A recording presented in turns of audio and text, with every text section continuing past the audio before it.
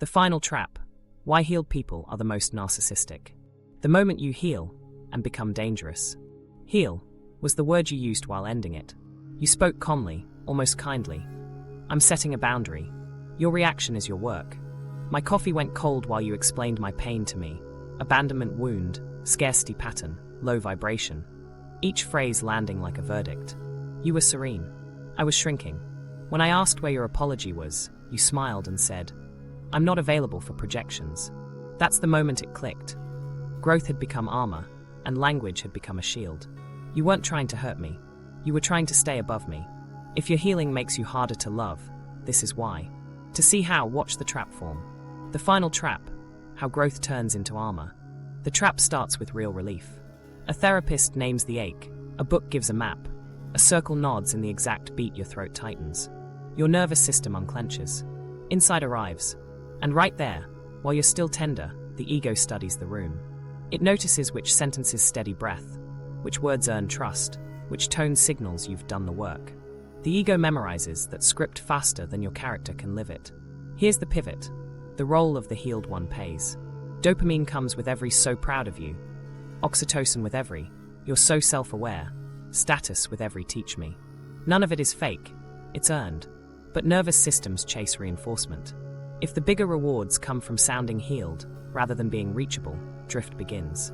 Covert narcissism slips in wearing a sweater, not a crown. It doesn't stomp or shout. It curates warmth, speaks softly, centers virtue.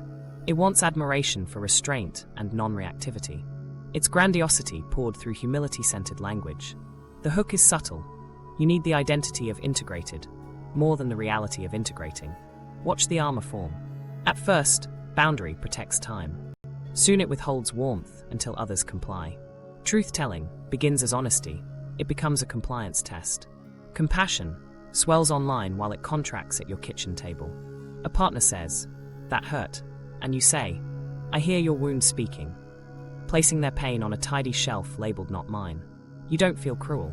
You feel centered. That's the problem. Words turn from tools into levers. Say trigger, and you skip "did I cause harm?"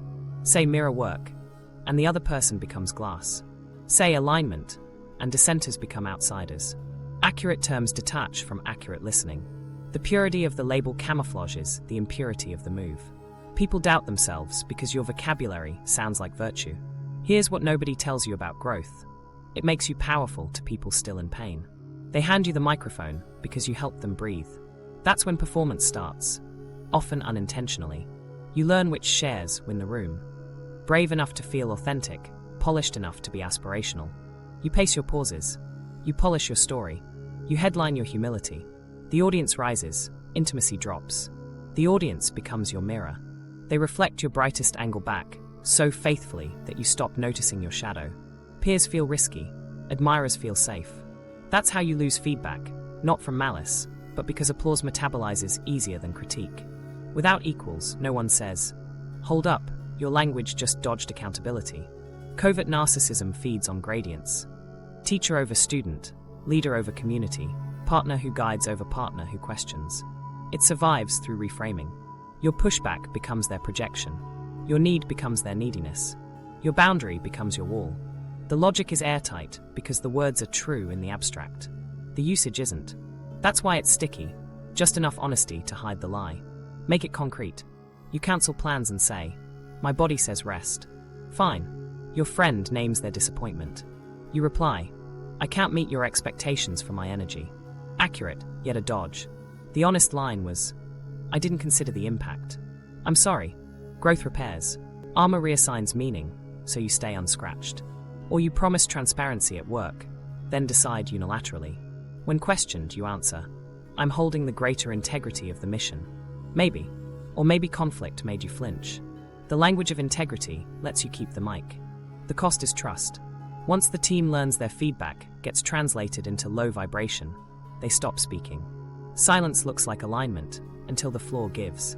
Why does this pattern feel right while it does harm? In stage 1, certainty helped you survive chaos. In stage 2, certainty becomes your product. Certainty sells.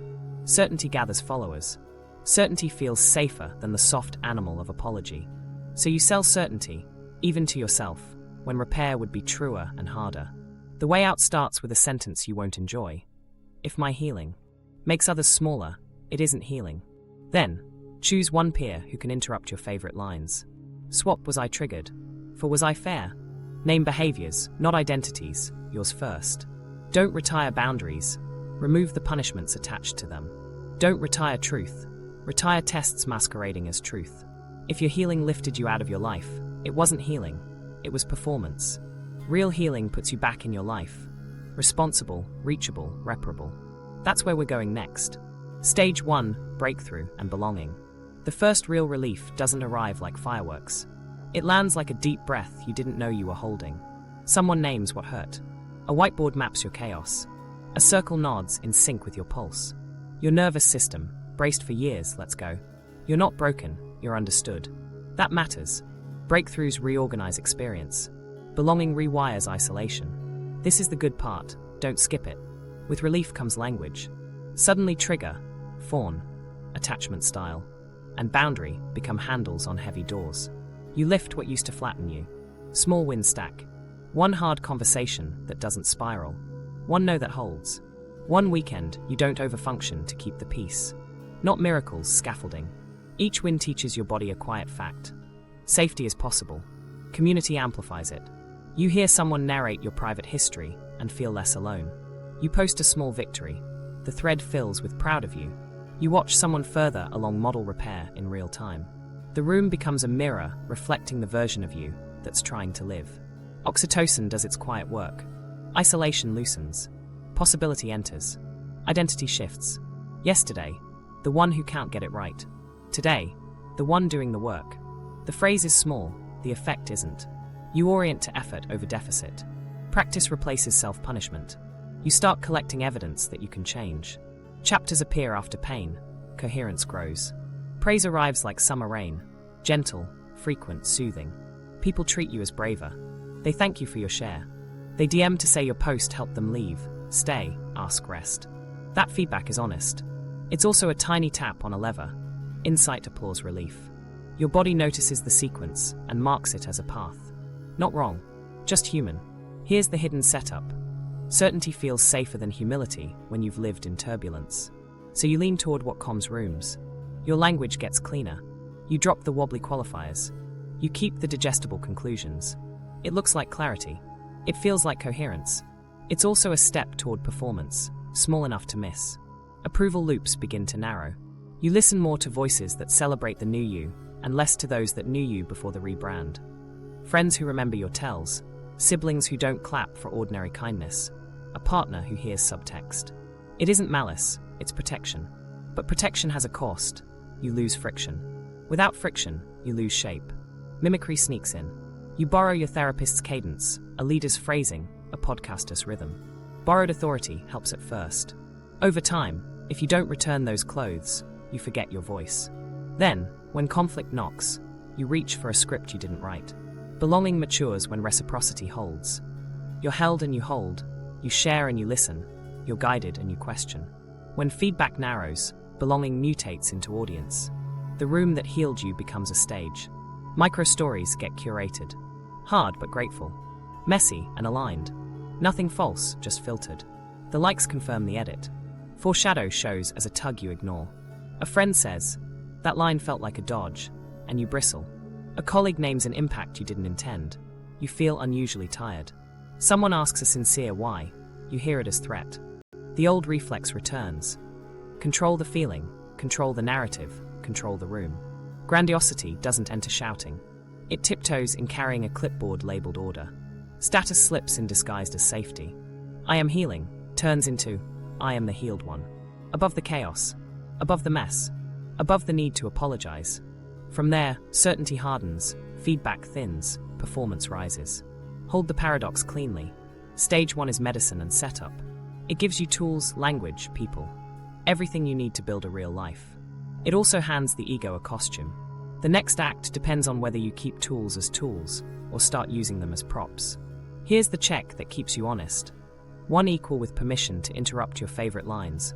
1 practice that favors describing over diagnosing. 1 habit of naming the behavior you did before the story you tell. Keep the lift. Bring it down to ground level. Into repair, into equal rooms where applause doesn't set the rules. Stage 2, performance of enlightenment. Insight becomes persona, the day you notice people lean in when you hit the right notes. Healing shifts from practice to brand, not a logo, an aura. Your voice lowers a half step. You preface with from a place of love. You sand the wobble out of your sentences. The room rewards the version of you who's already arrived, so you keep arriving on schedule, even when you're late inside. Markers accumulate like merit badges you didn't intend to collect. Tone policing as care. Let's keep the energy clean. Crises turned into content. What my breakup taught me about expansion. Curated humility. I'm so imperfect, carousel coming. Online, compassion blooms. Offline, your partner waits while you draft a post about presence. The audience rises, intimacy drops. You're increasingly seen and less reachable. Virtue becomes a mechanism. Covert narcissism loves admiration for restraint and tolerance for superiority. You perform non-reactivity on camera, then withdraw warmth at home. You teach surrender and punish dissent. You cite alignment, sovereignty, inner authority, and watch compliance follow your nouns. Glow is steady. Days are tidy. Nights are wired. Performance costs in cortisol what it earns in claps. Controlled tactics arrive dressed as wellness. Boundaries become levers. Access for agreement, distance for doubt. Truth becomes a test. If they accept your framing, they're conscious. If not, unsafe. I don't know transparency quietly means I don't want accountability. Avoidance is renamed discernment. Distance, calibration. Stonewalling, nervous system care. The words hold.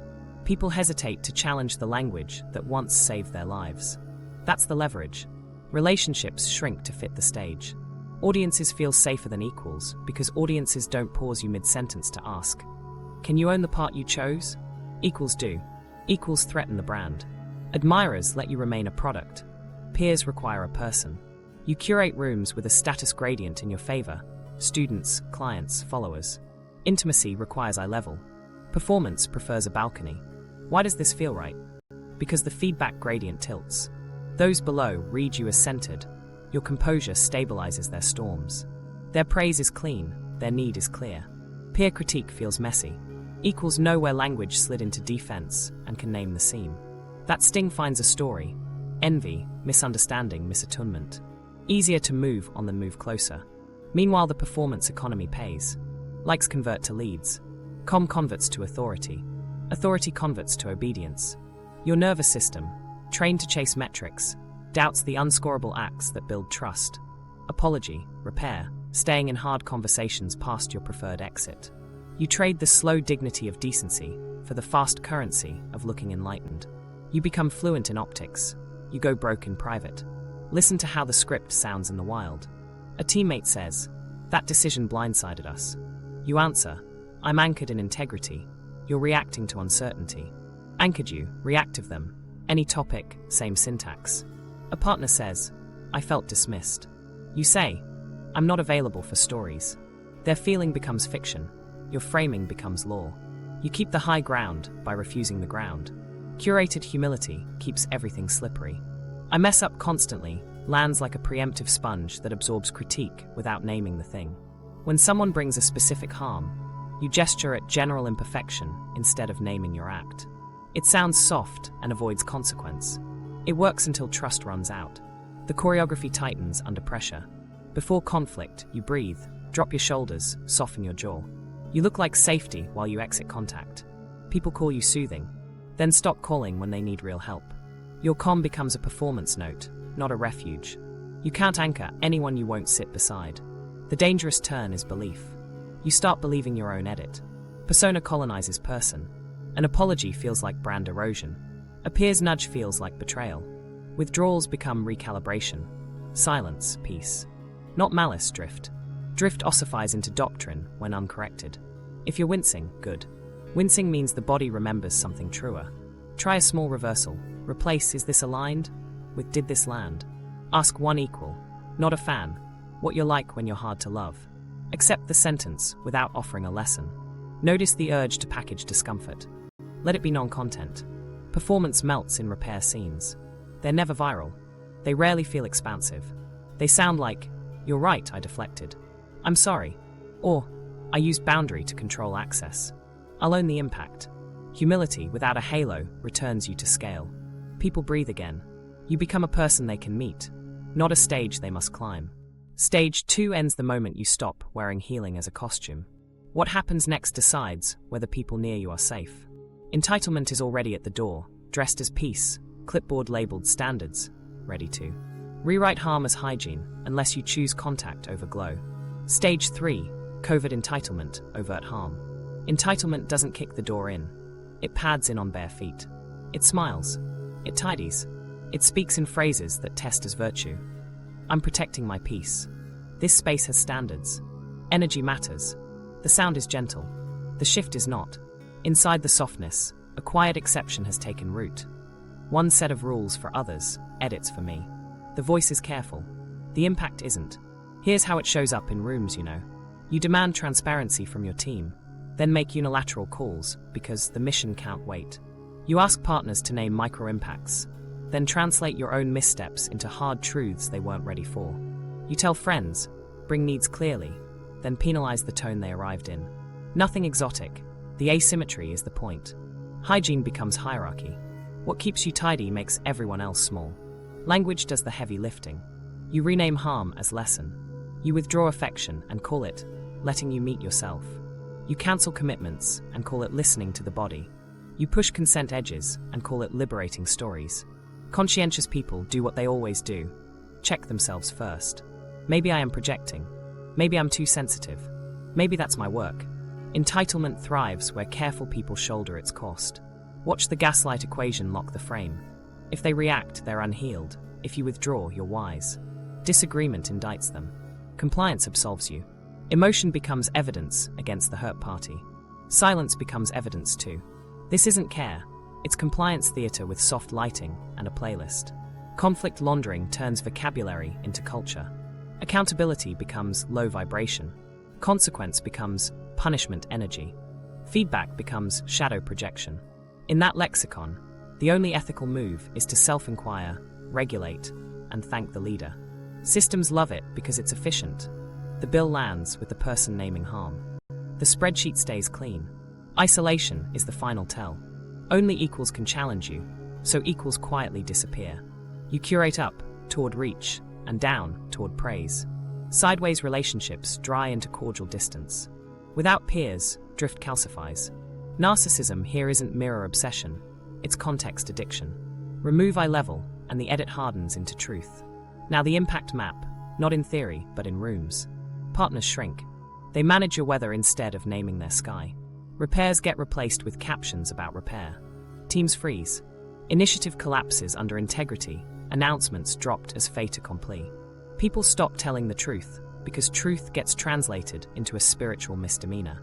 Communities fracture. The brave ones leave quietly. The tender ones stay and get tenderized. From a distance, your brand looks serene. Up close, people are tired from carrying a calm that never carries back. Grounded in 3 scenes. A colleague says, "I was sidelined." You reply, "The role found who was most aligned." Poetry over process. Accuracy would sound like, "I made a fast call and skipped you. I'll repair with process and with you." You kept glow, you spent trust. Or a partner says, "You ghosted me during a hard week." You answer, "I didn't consent to being your regulation." True in principle, false in context. You had promised presence. Consent language became a tarp over a broken promise. Or a student posts critique. You DM, "This isn't the container." They move it to the suggested forum. You don't show. Later you say, "I'm not available for public shaming." The phrase now covers dissent, detail, decency. If you're hearing this from the center of stage 3, you feel a stubborn certainty. But my standards matter. They do. Standards keep rooms safe. Entitlement is when the standards don't touch you. Test it. Choose one policy that governs others. Turnaround time, transparency, consent before content, and apply it to yourself, without edit, for 30 days. If the room breathes easier, it wasn't a standard, it was a throne. Why does this stage lock? The body confuses entitlement with safety. You tasted chaos, then curated order. Anyone who reaches for your seams registers as threat.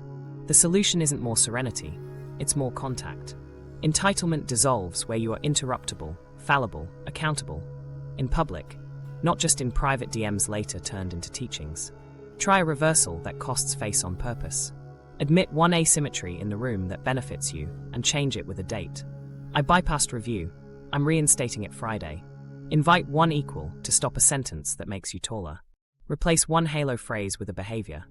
I'll issue refunds, not from love. Post one correction without the lesson it inspired. Then watch what returns when the throne becomes a chair. People ask real questions. Jokes land again.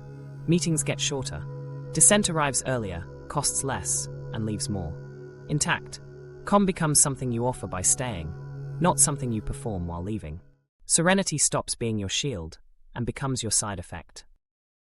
The engine, covert narcissism in spiritual clothing. Under the hood, the parts are boring and predictable. Covert narcissism isn't a vibe, it's a looped pattern dressed up as care. Start with hypersensitivity to status, not money or fame, but moral rank. Who's most conscious? Whose boundaries are cleanest? Whose language is highest? Every room becomes a ladder. Add admiration hunger.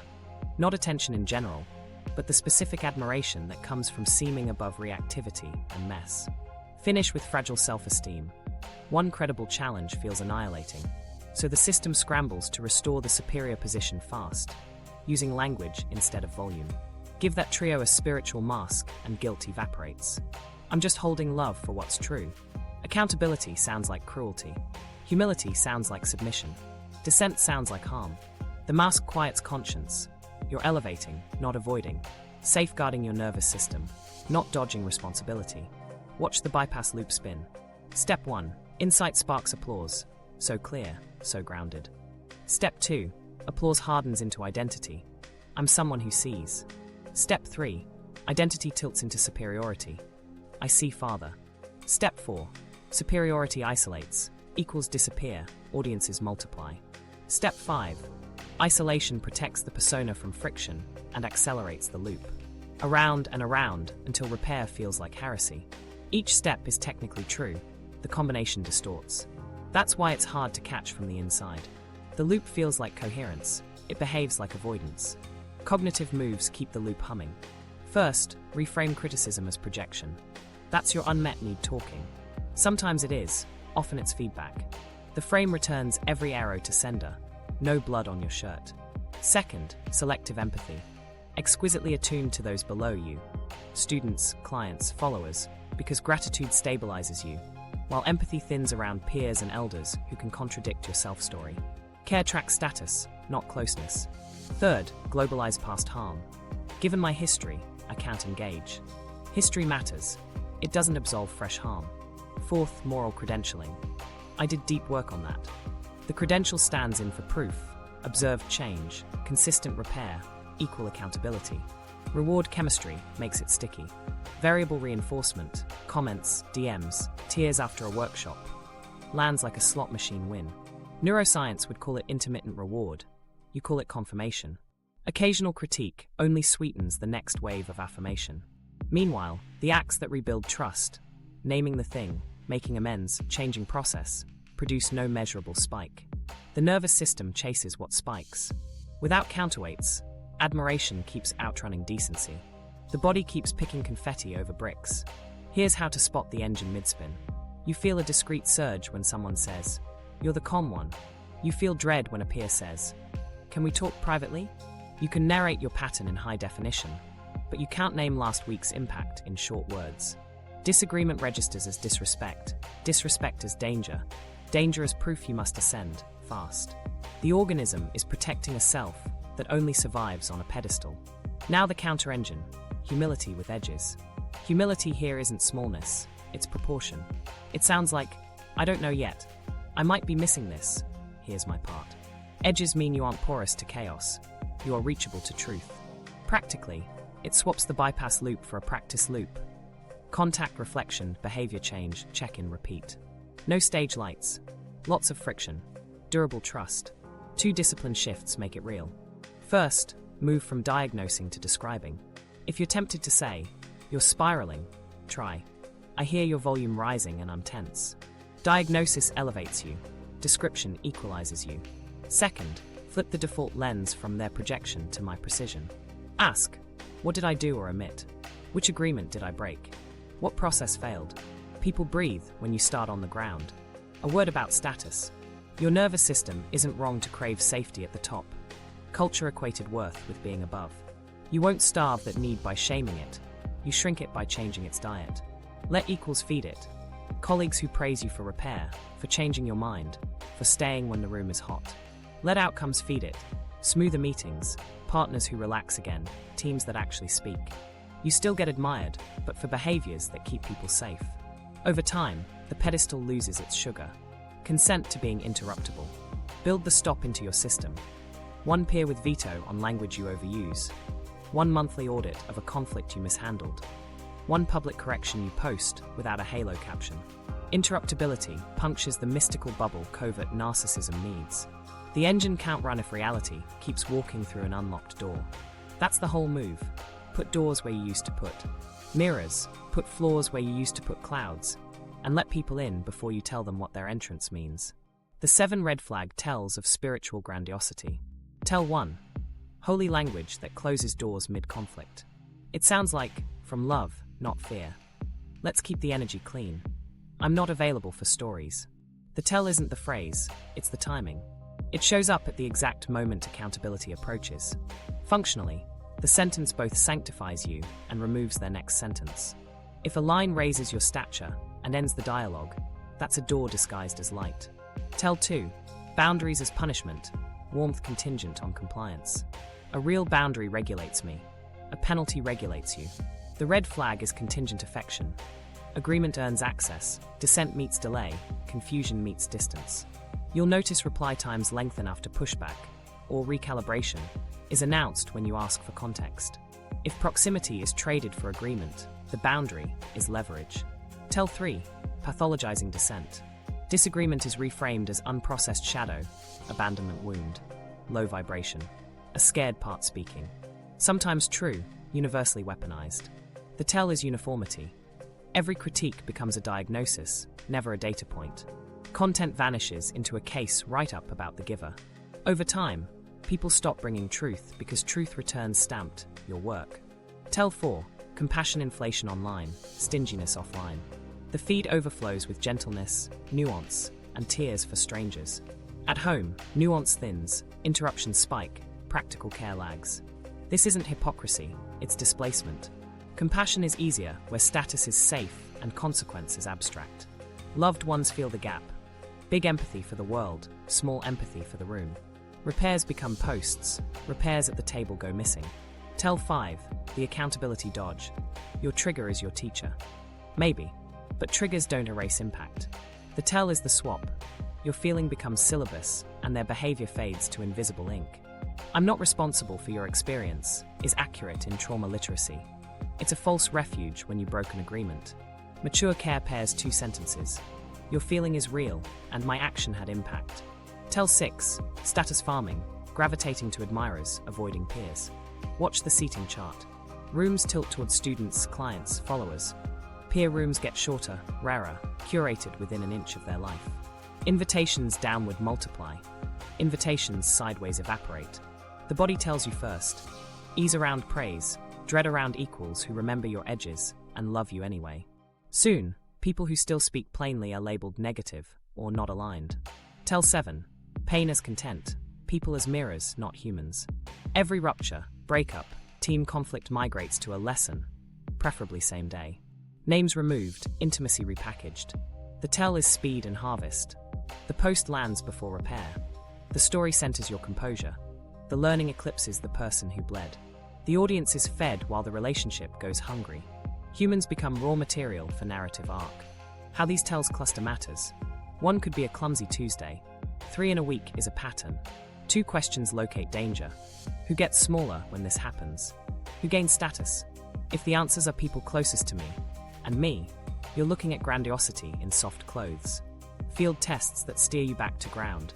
Door-closing language? Replace the halo with a behavior. From love becomes, I can stay 20 minutes. Then I need a break. Boundary or punishment?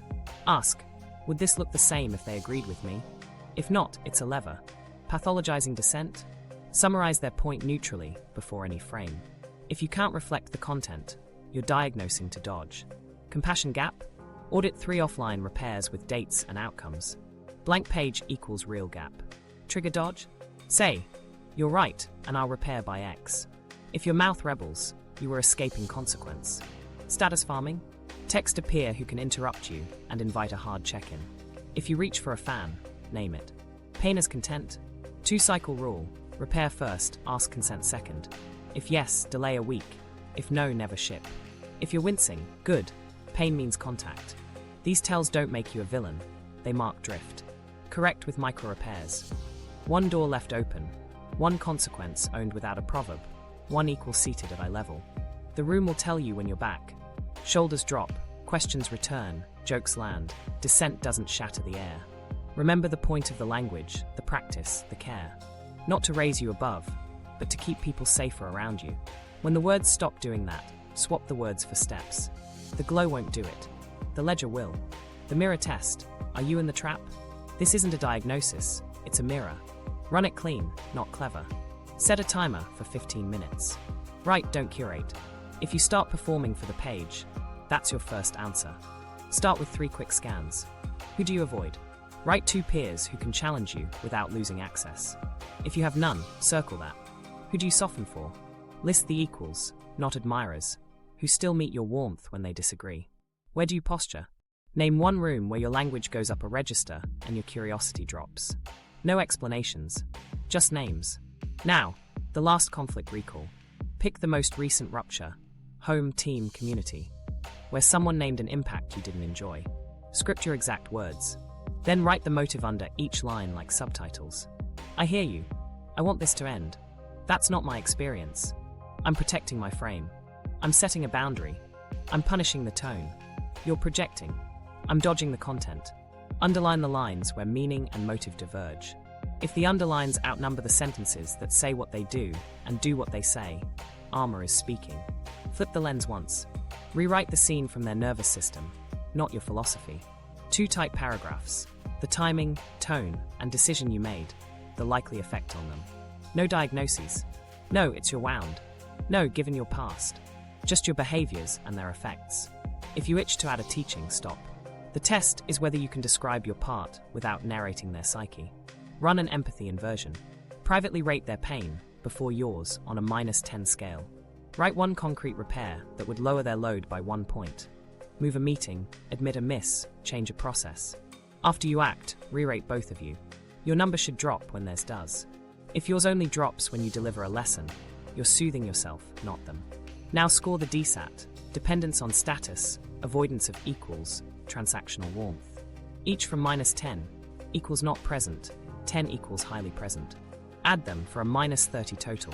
Dependence on status, -10, how much does your steadiness rely on admiration from below? Evidence, last week's messages that changed your mood. If 1 thoughtful peer critique rattled you more than 12 glowing DMs steadied you, you're 7+. Avoidance of equals, -10, how often do you delay or decline conversations with peers who can interrupt your language? Count cancellations, circling back, moved goalposts. If you can't name 2 peers who saw you be wrong in 60 days, score 8 to 10. Transactional warmth, -10, how contingent is your warmth on agreement or utility? Scan 3 threads where someone disagreed. Did reply time, tone, or access shift? If yes across the board, score high. Add them. -10 equals stage 1 drift. 11 to 20 equals stage 2 performance patterns active. 21 to 30 equals stage 3 entitlement shaping culture. Thresholds aren't handcuffs, they're smoke. Don't wait for flame. Run the 7-day peer truth challenge. Pick 1 equal. No clients, no students, no fans. Who knows your history and isn't impressed by your glow. Tell them. For 7 days, you have veto power on my language in conflict and permission to name dodges in real time. Each day, bring 1 micro scene you'd rather post about than repair. Ask, where did I curate? Where did I control with care words? What behavior would match my caption? Do what they say once when it stings. Add a no content before contact constraint. For a week, any story that could identify a person or rupture waits for repair and consent. If consent isn't granted, it never ships. Log how many posts die there. That's the size of your harvest habit. Set a tone alarm. For 7 days, whenever you type projection, low vibration. not available. Or from love, stop and swap in a behavior. I can meet Friday at 3. I'll cancel and own the fee. I was sharp, I'll try again. Track how often the sentence gets harder and more useful when the halo falls off. Close with a 2-line nightly ritual.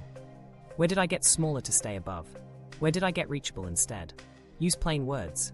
If you can't name a reachable moment in 24 hours, tomorrow needs a peer and a repair. If this stung, good. Pain means contact. Don't grade it. Use it. The reset isn't a rebrand, it's a replacement. Persona out, practice in. The reset protocol, from persona to practice. You don't need a new identity, you need habits that survive contact. This reset isn't punishment. It's scaffolding that keeps you reachable when the room heats up and the old language tries to do your feeling for you. Rule 1. Replace declarations with demonstrations for 30 days. Any sentence that starts with "from love," "in integrity," or "I'm not available for," gets swapped for a visible act. Instead of "I'm honoring my body," move the calendar invite 2 days earlier next time. Instead of "I'm not available for stories," summarize their point neutrally and propose one next step you can deliver. Post less intent, deliver more impact. Test yourself by asking, would a stranger watching the film of my day understand my values without captions? Rule 2. Single point accountability. Choose one peer with veto. Power. Unimpressed by your glow, invested in your good. Write it down. They can interrupt your language live, request a process change, or require one public correction a week. If they pull the cord, you act within 48 hours, no halo caption. Accountability becomes a muscle when it moves your body, not just your brand. Rule 3. Repair first conflicts. Led with their specificity, not your philosophy. Open with 2 lines. Here's what I did or omitted. Here's how I imagine that landed. Check your guess. Ask, what would repair look like from your side? Offer one concrete action with a date. Close the loop with receipts. A message sent, a process changed, a fee refunded, a meeting moved to include the voice you skipped. Make your ledger boring on purpose.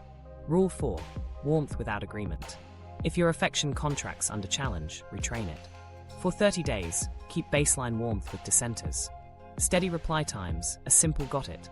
One clarifying question before any frame. Drop the tone tax. You can ask for different delivery later. First, prove you can hear through heat. Safety rises when people learn they won't lose you for disagreeing with you. Rule 5. Silent week online, unscored service offline. Take 7 days off posting. Do 3 acts of quiet service. Mentor privately, comp a session for a single parent. Share airtime with the quietest voice. Tell no one. When the urge to harvest rises, add one more unseen act. Let outcomes, not optics, reintroduce you to yourself. Daily drill. 3 questions before bed. Did I listen past my favorite sentence? Did I repair one thing I could have narrated instead? Did I require applause to feel steady? Write 1 line each, plain words only. Over time, the lines lengthen where the work lives. That paragraph is your integrity report. Nobody else needs to see it. Expect the mask to return under stress. Build stopgaps into your day. Put a sticky note by your screen. Behavior beats brand. Wear a rubber band. Snap it when you type projection. Then replace the sentence with one observable fact. Block calendar time titled Peer Audit and Repair Window. Rituals outlast moods. Use a 3-beat reset in live conflict. Pause, reflect, return. Pause. Give me 5. I want to meet this, not manage it. Move your body. Stand, breathe, feel your feet. Reflect. 2 bullets. My act, their impact. No frames, no diagnoses. Return. 1 behavior and 1 question. I made a unilateral call. I'll open process by Friday. What would make this safer for you? People can tell the difference between delay and dodge. Pauses that deliver build trust. Pre-commit to peer review after any public stance. You post a policy, a launch, a lesson? Your equal gets 24 hours to ask, where's the dodge? If they find a seam, publish the correction without a halo. Normalize amendments. Good law is edited. Good leadership is too. Anchor a recovery metric. Time to repair under 48 hours. Not performative apology, measurable action. Track 3 numbers weekly. Open repairs. Hours to first contact, days to closure. Share the dashboard with your peer. Numbers don't heal people. They keep you honest about trying. Aim for swiftness that signals you didn't run, not speed that flattens nuance. Recenter standards as shared, not personal. Pick one policy governing your rooms. Turnaround on feedback, notes distribution, consent before content, and apply it to yourself without edit. If you miss, log it, name it publicly, reset the clock. Standards that touch you become culture. Standards aimed downward become theatre. When doubt spikes, who am I without the aura? Borrow steadiness from unsexy practices. Start meetings on time, name roles, write decisions, publish processes, recap agreements. It looks bureaucratic. It is liberating. Chaos loves charisma, trust loves clarity. And remember why you began. Not to be untouchable, but to be touchable without breaking. Practice returns you there. Persona can't survive in rooms that score repair over radiance. Keep choosing those rooms. Repair scenes. What real accountability sounds like. Real accountability doesn't glow. It lowers its voice, names a behavior, and moves a brick you can point to. Microscene 1. You say, I hurt you by doing X. I get why it landed as Y. Here's my plan. No preface, no defense. I announced the timeline without you. That erased your work. I see why it felt disposable. I'll put decisions in writing, include you on drafts, and I'll own this in the team channel. 3 beats, act, impact, action. And you do the action before you narrate the lesson. Microscene 2. My boundary is for me. It doesn't punish you. Precision returns scale. I won't take calls after 9, means you don't answer after 9. It doesn't mean ice when they disagree at 3. If contact contracts when heat rises, that wasn't a boundary, it was control. Rewrite. I can't continue while we're shouting.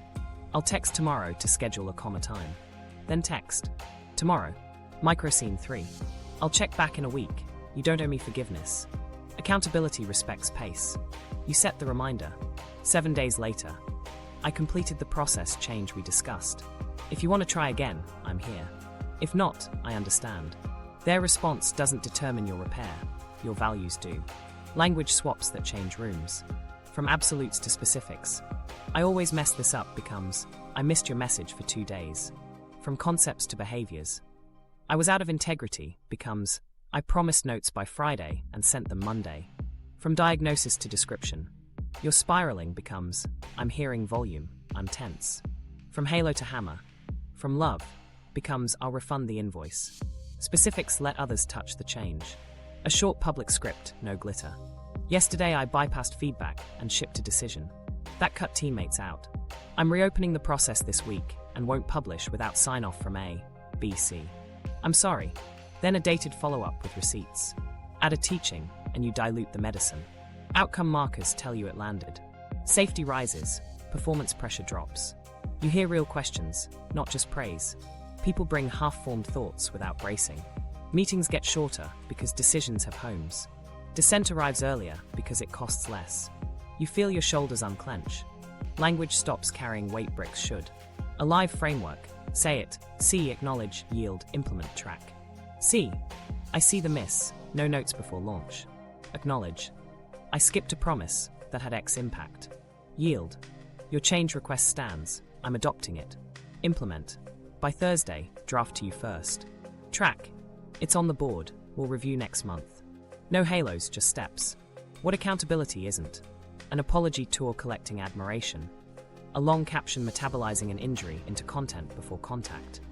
We all learned so much post that flattens named harm into communal growth. If someone has to say, thank you for apologizing. To exit the scene, you likely bartered remorse for relief. Let them leave ungrateful. Gratitude isn't the metric, change behavior is.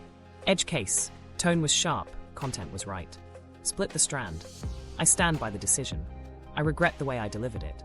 I'll restate it now, and I'll open a channel for pushback I can hear. You don't sacrifice clarity to look kind. You remove splinters so clarity can land. Edge case, impact without intent.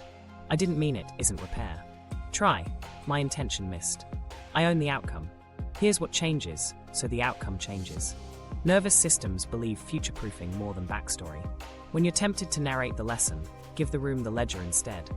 What changed, by when, where to see it, how to challenge it, who can veto you next time. Repair is governance, not glow. A final scene, a peer calls a scene. You say, you're right. I used alignment to dodge process. I'll rerun the decision through the map by Friday and post the correction. Then you do it. Next week, someone else names a miss sooner, softer. Accountability is contagious. One clean scene makes two more possible. You don't need to fix the whole pattern today. Move one brick where people trip, then another. Over time, the path stops injuring ankles and starts carrying weight. Stress tests, where the mask slips. Stress doesn't invent your pattern, it exposes it. The moments that peel the aura off are predictable and unglamorous. Public challenge, status loss, and slow praise cycles. Each one tugs the same seam, contact versus control, and shows whether your calm is a refuge or a costume. Public challenge is the fastest tripwire. You're live. A teammate says, "You skipped our process." Cameras rolling, chat scrolling, your body surges. The mask's move is tone-policed calm. Let's keep the energy clean. You lower your voice, smooth your jaw, and exit contact while looking composed. The tell isn't volume, it's avoidance. If your first move lowers heat, but removes dialogue, the mask just handled your nervous system. Your correction here is small and costly. Pause out loud. Give me 5, I want to meet this, not manage it. Move your body, stand, drink, breathe. Reflect on paper. My act, their impact, no frames. Return with one behavior and one question. I'll reopen the decision by Friday. What did I miss that would make this safer? People know the difference between delay and dodge. A pause that delivers is trust. A pause that pontificates is theater. Status loss cracks the shell differently. A colleague gets the keynote you wanted. A peer's book leapfrogs yours. Entitlement whispers. People don't see your depth. It shows up as distance dressed as discernment. My work isn't for the masses. Maybe. Or maybe you're anesthetizing envy with narrative. Underneath, a cleaner sentence is reaching. I'm disappointed. I wanted that. If you can't say it plain, superiority will say it pretty. The countermove is 2 beats. Name envy to 1 equal. I wanted that slot. Then do 1 unscored service within 24 hours. Cover notes. Hand your mic to a quieter voice. Send the introduction they need. Envy shrinks when your feet move. Superiority narrates. Proportion acts. Slow praise cycles work like drought. Weeks without applause, months without a measurable spike.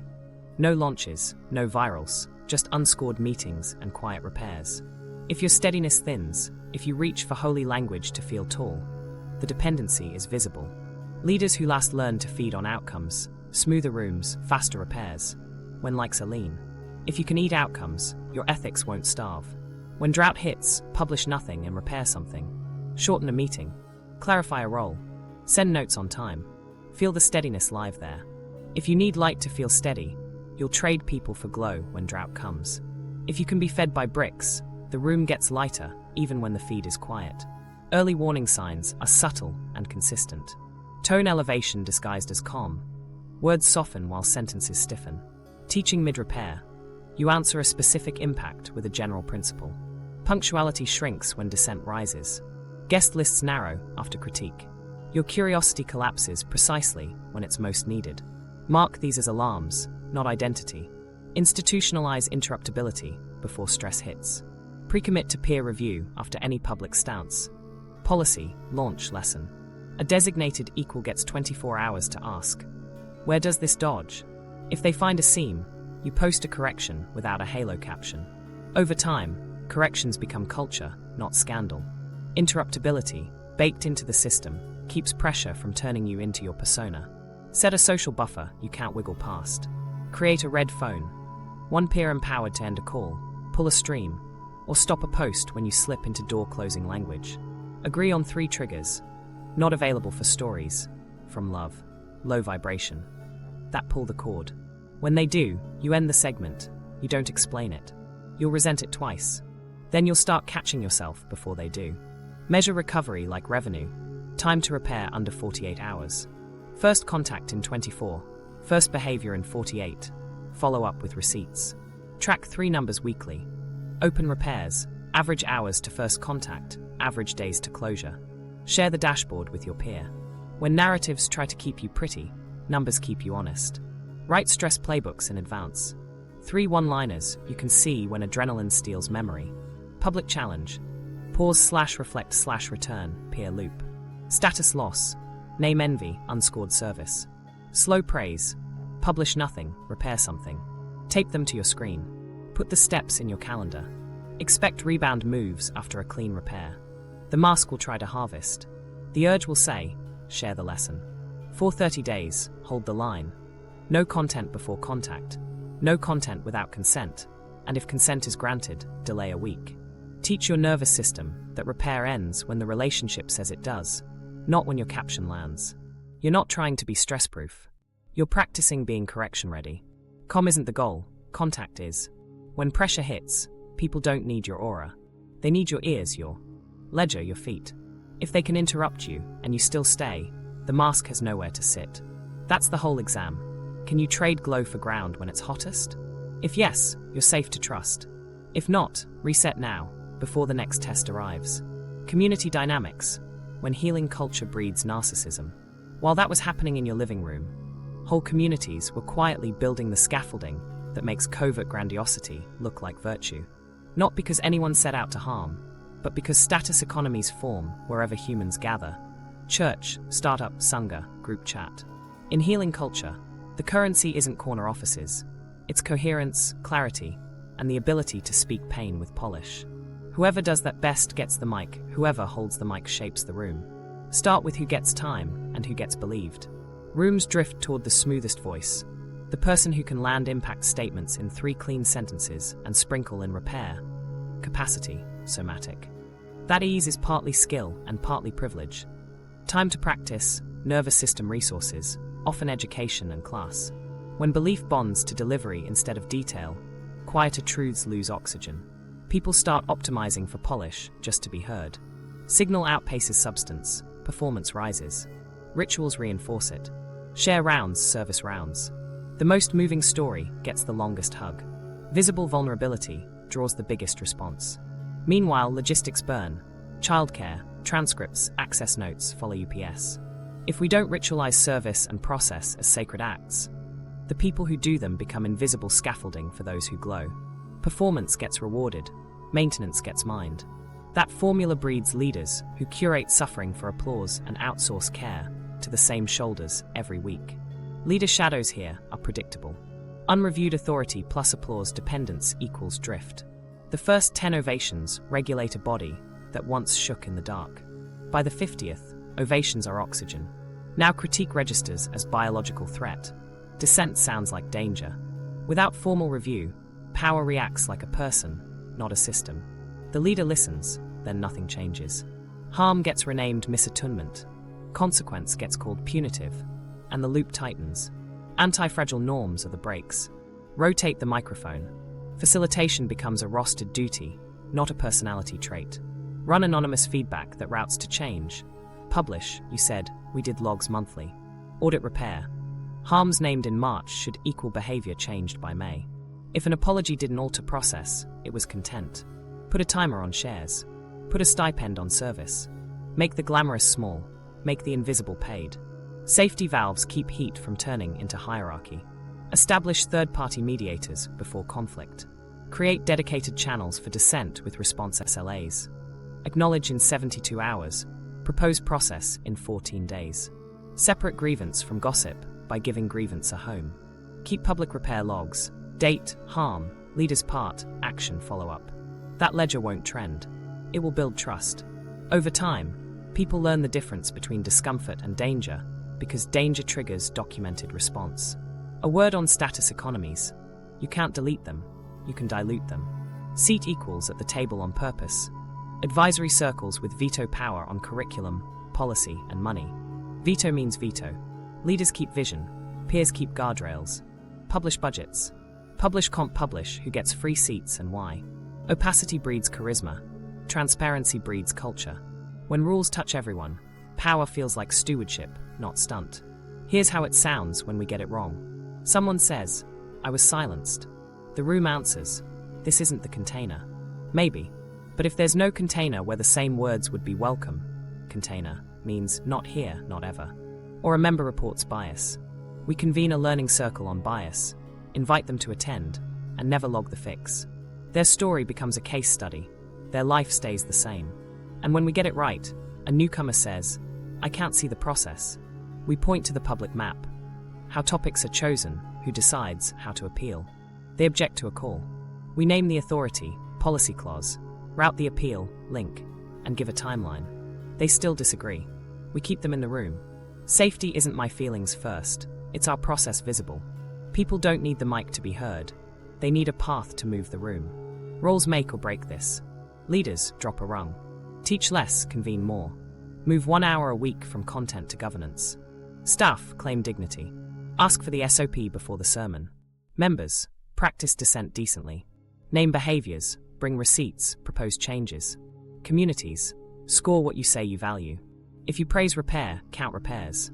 If you praise inclusion, count who speaks. If you praise care, pay it. History is blunt. Soft science becomes hard harm when charisma outruns structure. Healing.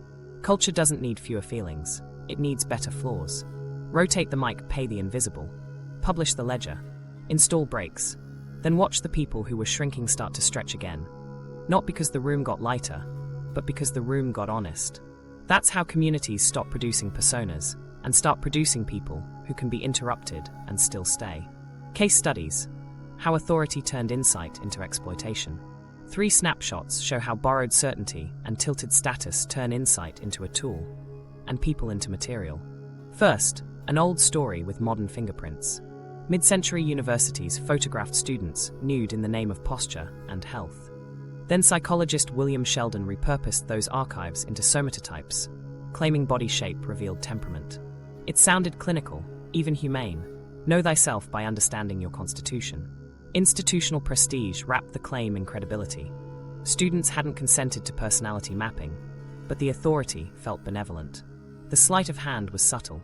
A grain of truth, bodies carry information, got inflated into a totalizing lens that erased context. Differences became destiny. Dissenters were labeled resistant. Universities, performing care, became conduits for coercion. Years later, as the ethics unraveled, schools incinerated archives. The harm wasn't one cartoon villain. It was a system that loved tidy categories more than messy humans, backed by leaders certain they were helping. The rhyme lives in softer rooms today. A wellness leader pivots from trauma-informed practice into temperament typing. They don't cite somatotypes, but the move echoes, a 5-bucket framework that explains everything. In the workshop, volunteers share. Tears get slotted quickly. That's your protector style. Heads nod. Relief is real. Naming can soothe. A season later, reports surface. Team decisions routed by the leaders' labels, not process. Critics framed as locked protectors. People steered towards services they didn't request for their type. Nothing illegal, everything insidious. The structure did the work. Certainty sold, nuance erased, accountability rephrased as non-compliance with the model. The tool didn't fail. The leader stopped being interruptible. Second, an institutional pseudoscience microcosm inside a digital empire. A popular nervous system coach builds millions of followers by translating clinical ideas into reels. Early on, the work is careful, disclaimers, referrals, scope of practice. As growth accelerates, the lines blur. In DMs, complex presentations get reduced to state hacks. In cohorts, the coach's taxonomy becomes doctrine: 3 colors, 3 moves, 3 outcomes. A clinician raises concerns about contraindications. Publicly, the coach says thanks for the share. Privately, the critic is labeled threat energy and banned. Success stories flood in. The testimonials are sincere. Backstage harm accumulates. Members with dissociation misread as freeze lovers. People urged into exposure too quickly. Anyone confused told to self-regulate harder. The algorithm rewards the neatest trick. Certainty hardens. The community closes ranks. Authority plus a good enough model becomes a velvet box. Soft walls, locked lid. Third, the compliance theater of influencer spirituality. A charismatic teacher builds a brand on radical responsibility. The message helps. Own your part, stop outsourcing your life. Demand surges. A tiered membership launches, Q&As, intensives, councils. Policies appear. Questions must be clean, no blame words. Disagreements must elevate. Low-frequency takes will be removed to protect the container. At first, it feels like hygiene. Then a member names a concrete process failure. The comment gets bounced for tone. They rewrite, add gratitude, soften verbs. Still bounced. Not a match. The next live stream reframes recent noise as projection waves. Applause fills the chat. Moderators message dissenters about resonance and offer private coaching to clear the charge. Responsibility rhetoric becomes a compliance funnel. Money follows soft coercion dressed as choice. Why do people stay? Because the insights at the core work, at least partly. Somatic language soothes. Taxonomies reduce chaos. Own your part can repair relationships. Add brand-level authority, and the tools become truths. Then truths become tests.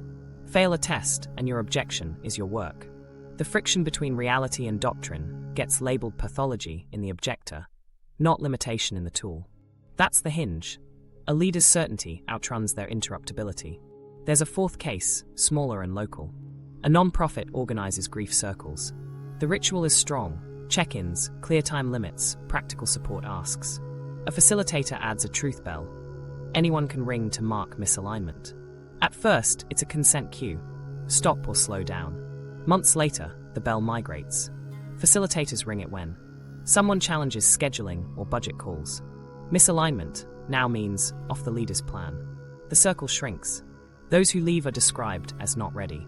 Those who remain learn to ring the bell early, on themselves. The lesson isn't no models, no leaders, no brands.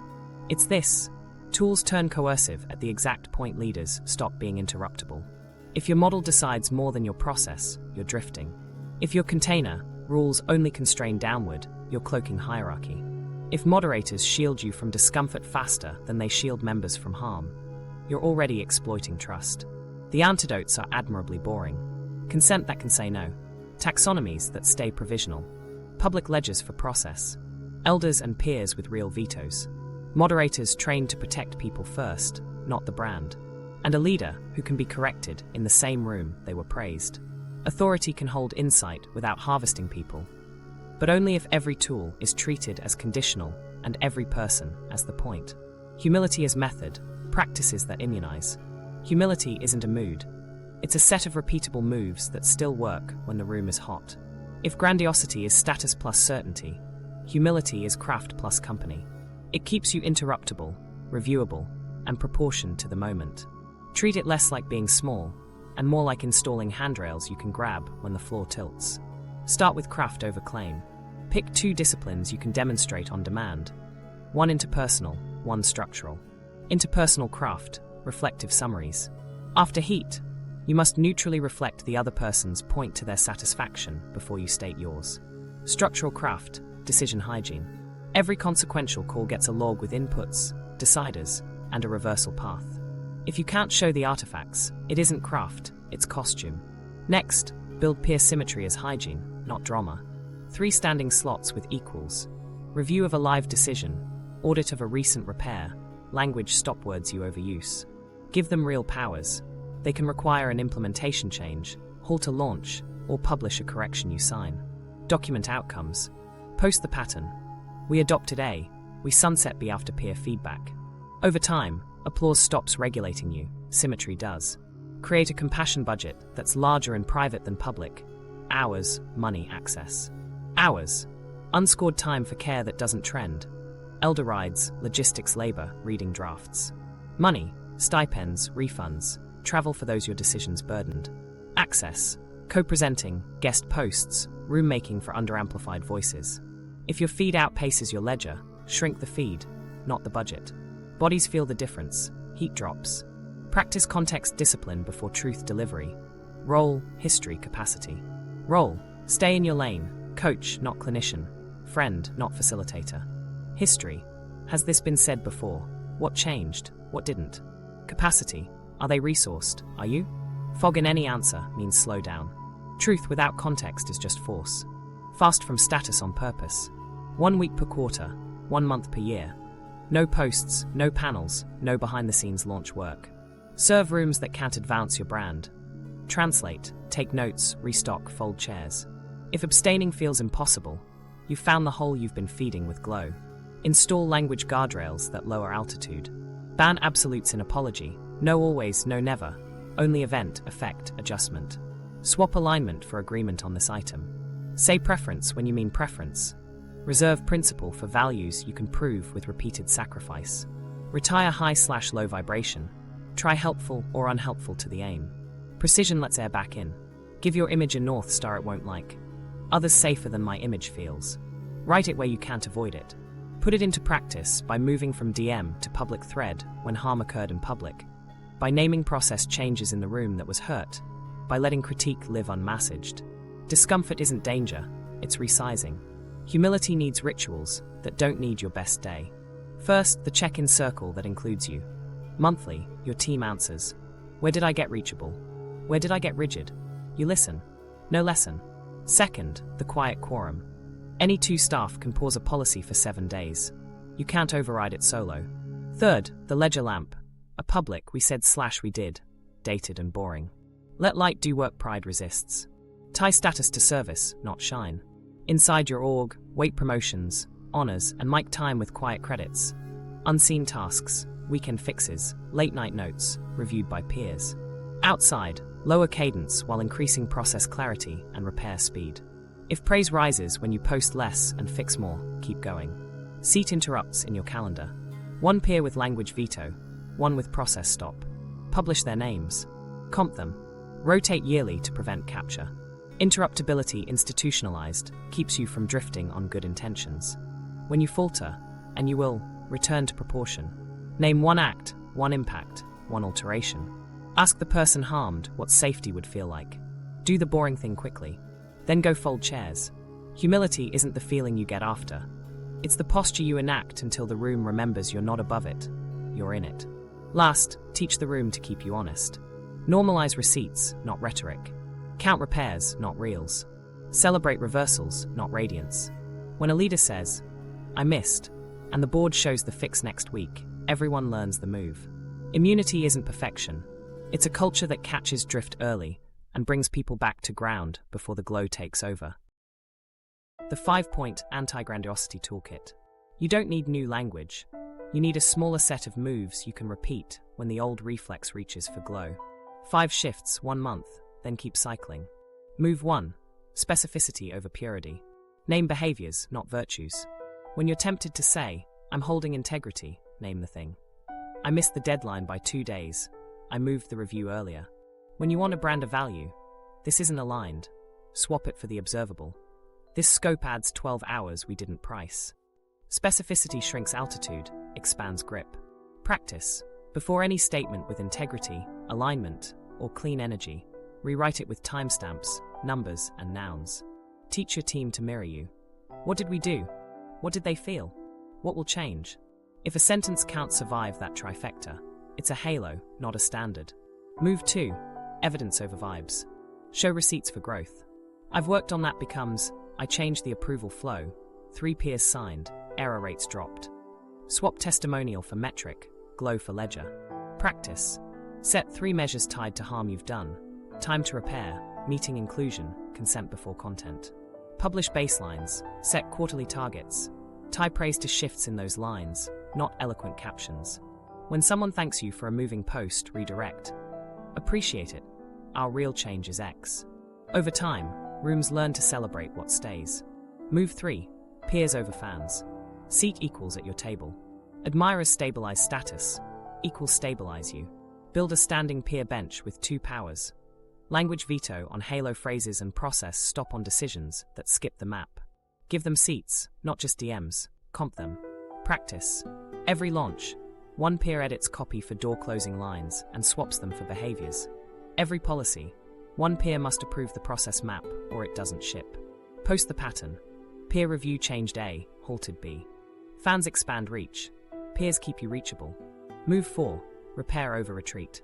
Stay and fix. Don't spiritualize distance. A clean pause is a tool, not an exit. If you take space, you must also schedule return. Practice.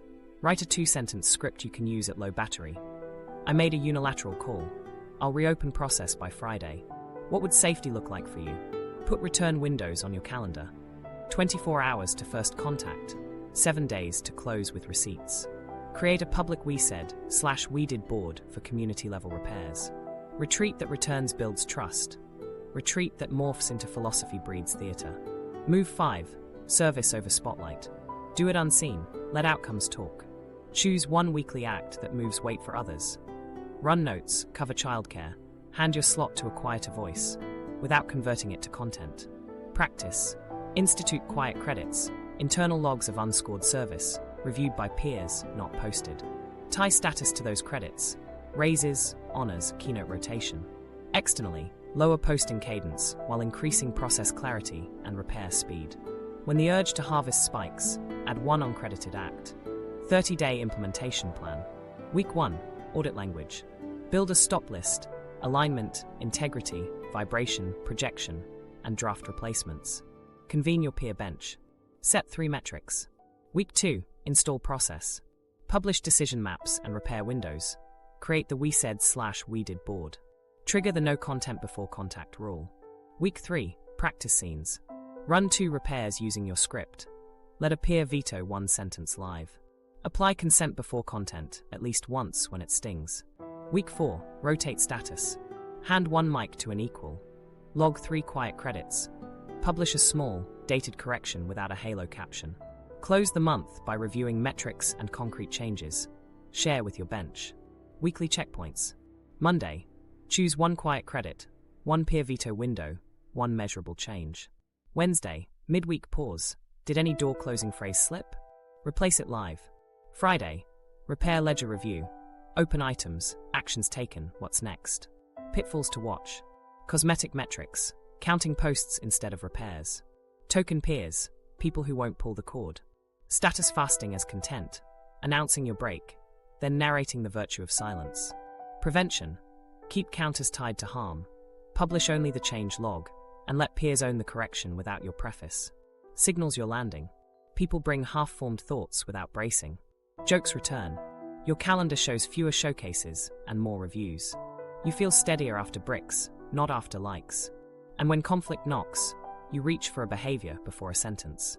That's the toolkit doing its job, shrinking altitude, restoring ground, keeping you in rooms where correction is welcome and glow can't run the show. Why good people fall for it, and how to forgive yourself. There's a reason smart, kind people slide into this trap. It isn't because you're monstrous.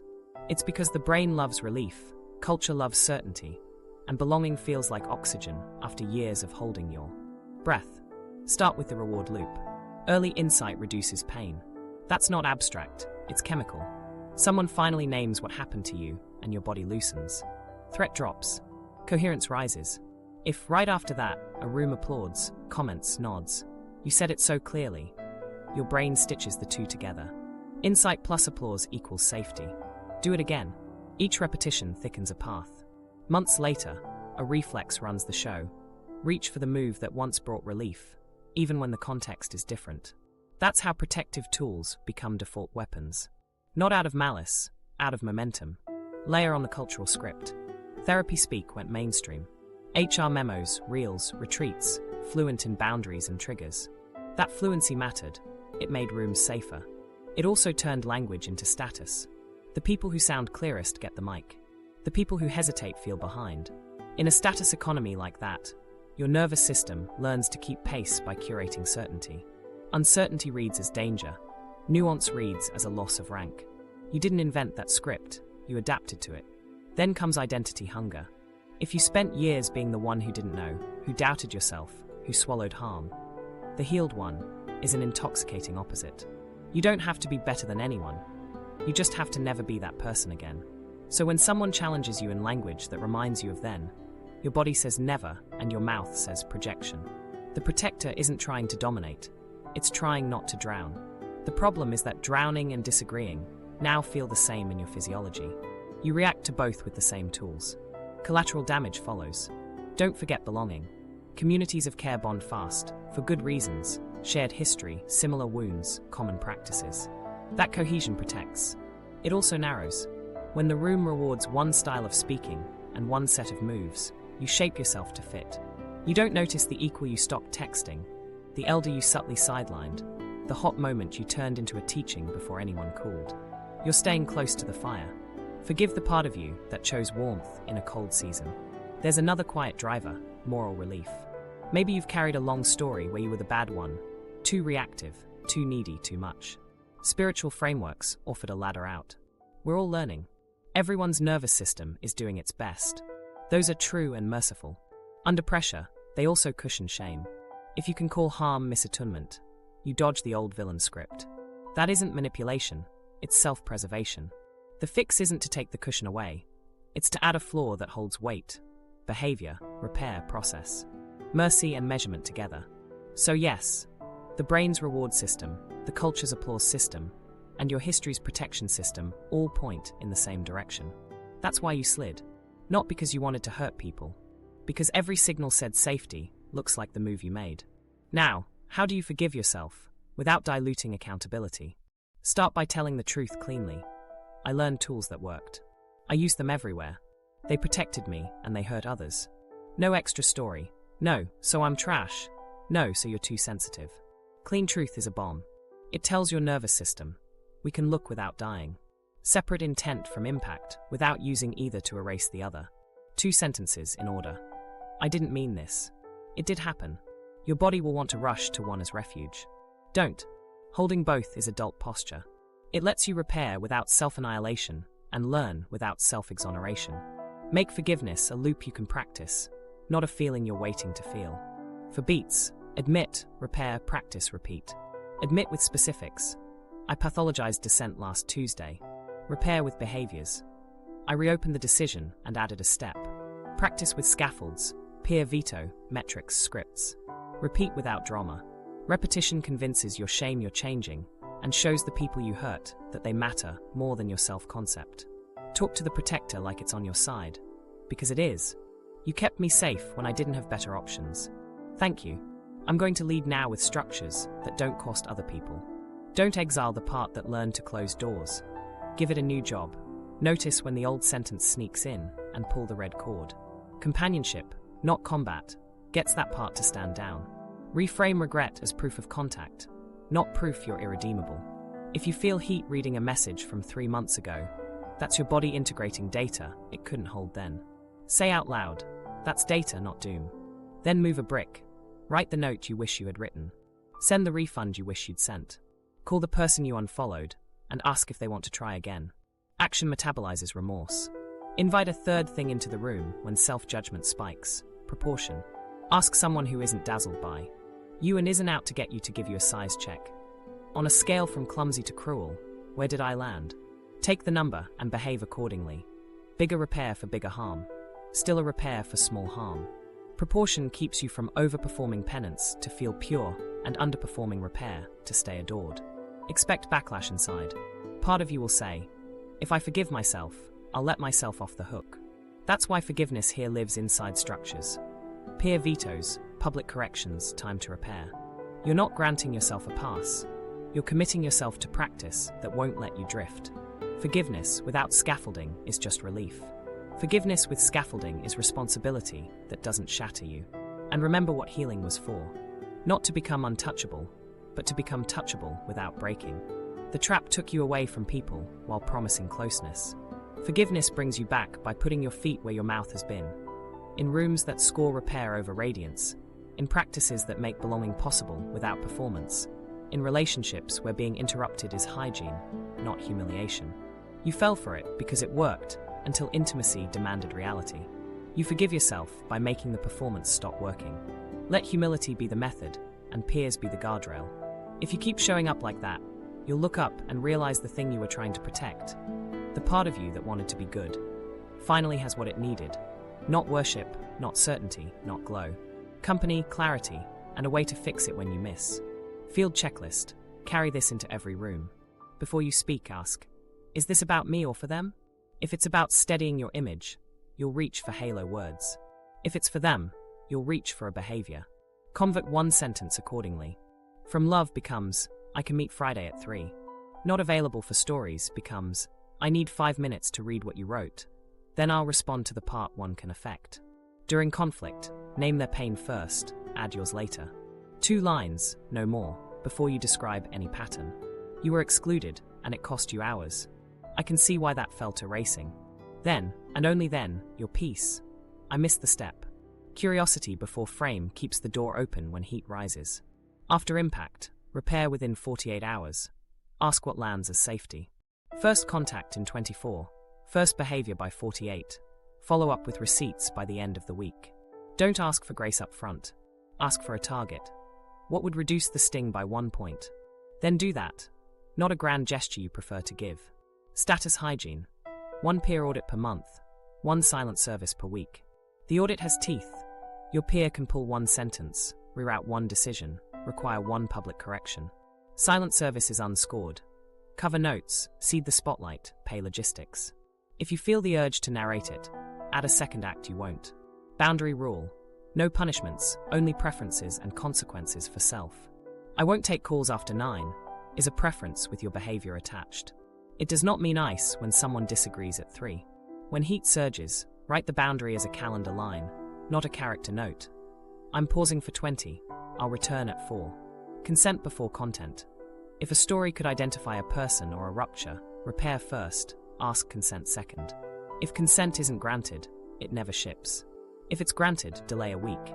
The delay teaches your nervous system that repair ends when the relationship says it does, not when your caption lands. Tone alarm. When you type projection, low vibration, from love, or not available, stop. Replace with an observable fact or a concrete offer. I hear 3 interruptions. I'll finish and then ask you in. I can't meet today. I'll send 3 times. Keep a tally for a week. The count is the size of your halo habit. Decision hygiene. Write who decides, what inputs matter, how to appeal, and by when. Publish that map where people can find it. When you miss your own map, name it publicly. I skipped the review. And reset. Governance comms charisma. People need to know how a no becomes a yes besides pleasing you. Process receipts. Keep a simple we said/we did ledger for feedback and repairs. Date, harm, action, follow-up. Review monthly with your peer. If items linger, you don't need more language, you need more calendar. Put the action where your mouth is and move the brick. Public challenge playbook. Pause, reflect, return. Pause. Give me 5. I want to meet this. Reflect. 2 bullets. My act, their impact. No diagnoses, no philosophy. Return. 1 behavior, 1 question. I'll reopen this process by Friday. What would make that safer for you? The room knows the difference between delay and dodge.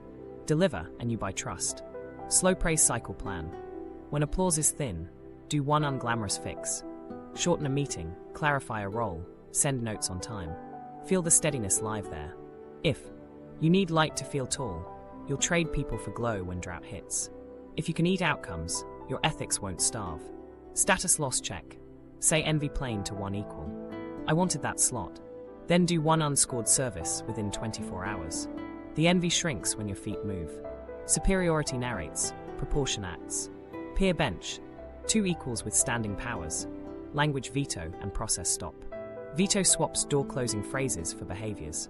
Stop halts decisions that skip the map. Comp them. Rotate them yearly. Interruptibility, institutionalized, keeps you from drifting on good intentions. Quarterly fast from status. 1 week with no posts, no panels, no launches.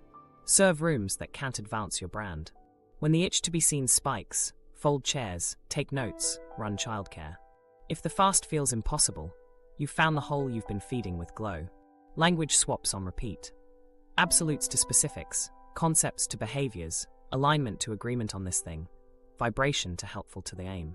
Precision lowers altitude, rooms breathe. Teach your team to mirror the swap. Nightly 2-liner. Where did I get smaller to stay above? Where did I get reachable instead? Plain answers, no proverbs. If reachable moments are blank 2 days in a row, tomorrow needs a peer and a repair. Map your stressors in advance. Public challenge, status loss, slow praise. Write a 1-line playbook for each and tape it to your screen. Stress steals working memory. Puritan decency restores it. Install a red phone. 1 peer can end a call, pull a stream, or stop a post when you slip into door-closing language. Agree on 3 triggers. Not available for stories. From love. Low vibration. When they pull the cord, you end the segment, not explain it. Resent it twice. Then start catching yourself before they do. Measure recovery like revenue. First contact in 24 hours. First behavior in 48. Follow up with receipts. Track open repairs.